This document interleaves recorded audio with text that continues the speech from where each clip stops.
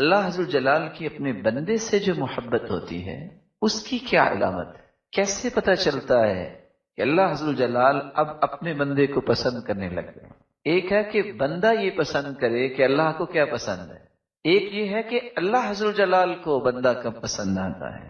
سب سے پہلی بات، اللہ عز و جلال ایسے بندے کو پسند کرتے ہیں جس کو ایمان کی نعمت سے سرفراز کر دیتے۔ عبداللہ ابن مسعود رضی اللہ تعالی عنہ سے مروی ہے اور یہ روایت سلسلہ صحیحہ کی ہے، اللہ عز و جلال تمہارے درمیان اخلاق اسی طرح تقسیم فرماتے ہیں جس طرح تمہارے درمیان رزق کو تقسیم کرتے ہیں۔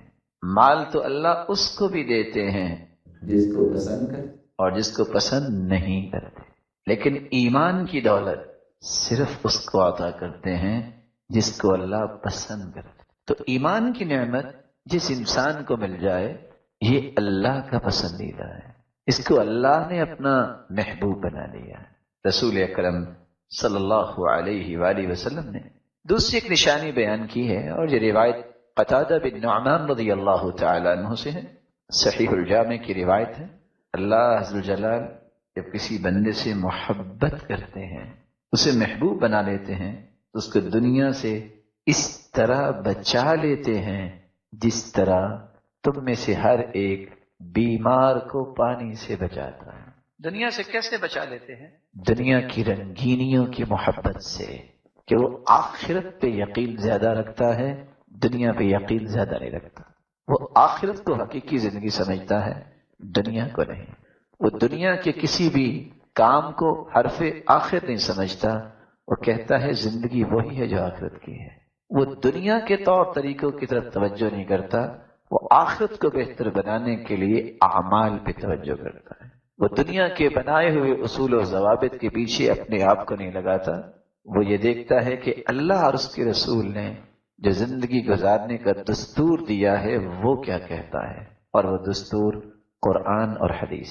تیسرا عمل جس سے انسان اللہ عز و جلال کی محبت میں آ جاتا ہے، اور شاید کہ یہ آج کے معاشرے میں تھوڑا سا مشکل ہے، لوگ اس بات کو سمجھنے سے قاصر ہیں، اللہ عز و جلال جس کو پسند کرتے ہیں تو پھر اس کی آزمائش بھی کرتے ہیں۔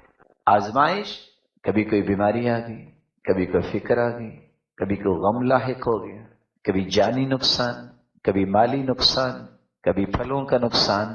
یہ اللہ عز و جلال جب کسی سے محبت کرتے ہیں تو پھر اس کی آزمائش کرتے ہیں۔ اور قرآن مجید میں اللہ عز و جلال نے اس لیے فرمایا ہے، احسب الناس ان يتركوا ان يقولوا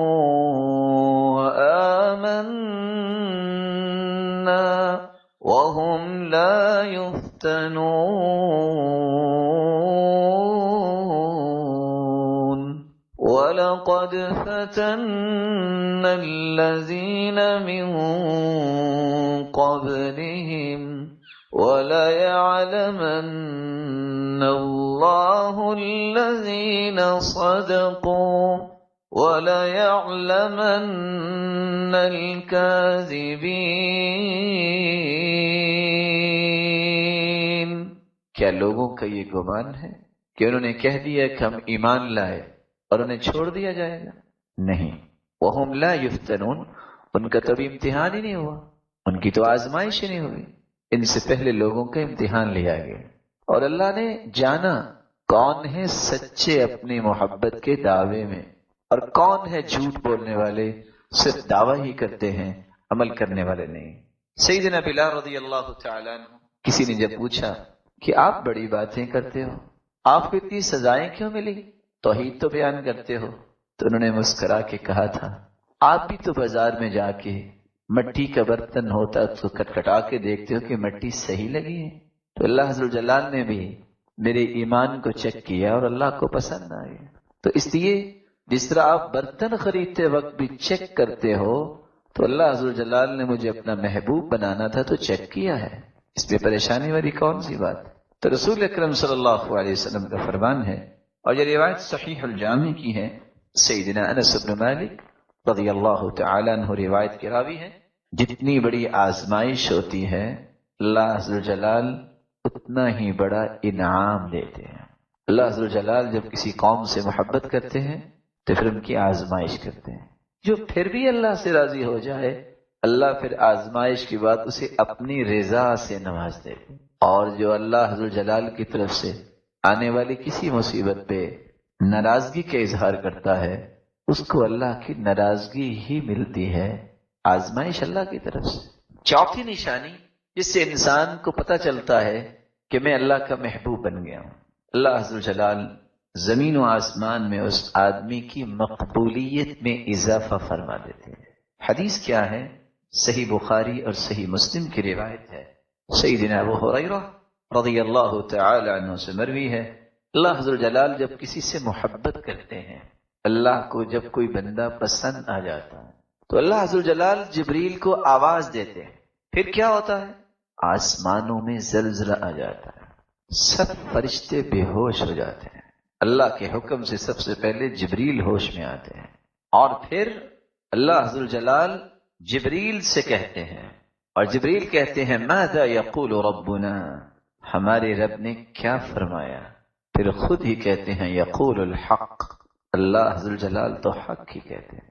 تو سب سے پہلے اللہ اطلاع دیتے ہیں، خبر دیتے ہیں تو جبریل کو، جبریل یہ میرا محبوب ہے، آج کے بعد تم بھی اسے اپنا محبوب بناؤ، محبت کرو اس۔ جبریل اس سے محبت کرنے لگ جاتے ہیں کیونکہ حکم کس کا؟ اللہ کا۔ پھر جبریل آسمان کے دوسرے فرشتوں کو بتاتے ہیں، آسمان کے فرشتے اس سے محبت کرتے ہیں۔ کتنے فرشتے؟ میری اور آپ کی زندگی میں کوئی ایسا نظام نہیں آیا، نہ آئے گا جو کسی بھی کیلکولیشن کے نظام کو جمع کر کے کیلکولیٹ کر سکے۔ حدیث کا اشارہ میں کر دیتا ہوں جو آپ نے سنی ہوگی، ایک بیت المعمور بھی ہے بیت اللہ کے اوپر آسمانوں میں، جس فرشتے نے ایک مرتبہ طواف اس کا کیا ہے قیامت تک اس کی دوبارہ باری نہیں آئی۔ کتنے ہیں فرشتے؟ اس کی تعداد تک میری اور آپ کی عقل سفر نہیں کر سکتا۔ اس سب اس سے محبت کرتے ہیں۔